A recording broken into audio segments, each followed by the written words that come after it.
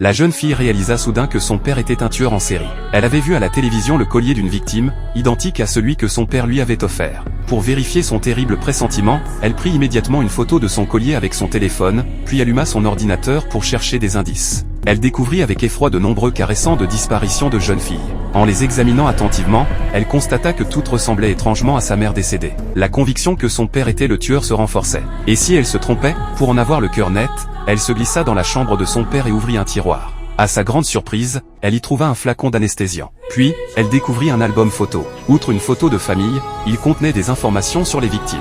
Il n'y avait plus aucun doute, son père était le coupable. Soudain, le bruit d'une voiture la fit sursauter. Son père était de retour. Pour ne pas éveiller ses soupçons, elle rangea précipitamment tout et retourna dans sa chambre. Mais elle se rappela alors que le téléviseur du salon diffusait encore le reportage sur les disparitions. Elle se précipita pour l'éteindre et tomba nez à nez avec son père. Terrifiée, elle tenta de paraître calme, mais son comportement la trahissait. Au dîner, la tension était palpable.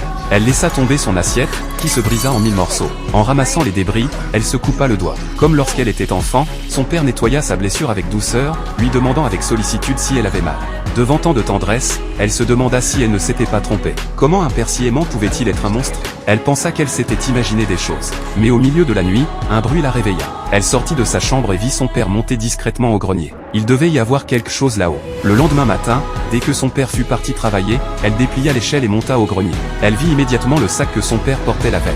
Elle y plongea la main, mais il était vide. Ne voyant rien de suspect, elle fit demi-tour pour repartir, mais son pied traversa une planche pourrie. Plus de peur que de mal, elle était indemne et le trou donnait juste au-dessus de sa chambre. Son père ne le remarquerait pas tout de suite. Alors qu'elle s'apprêtait à partir, son regard se posa sur une photo de sa mère, à côté d'une étrange boîte. Curieuse, elle l'ouvrit. Elle était remplie de bijoux, mais aucun n'appartenait ni à sa mère ni à elle. Sur une bague, du sang encore frais était visible. À cet instant, la terrible certitude s'imposa, son père était bien le tueur.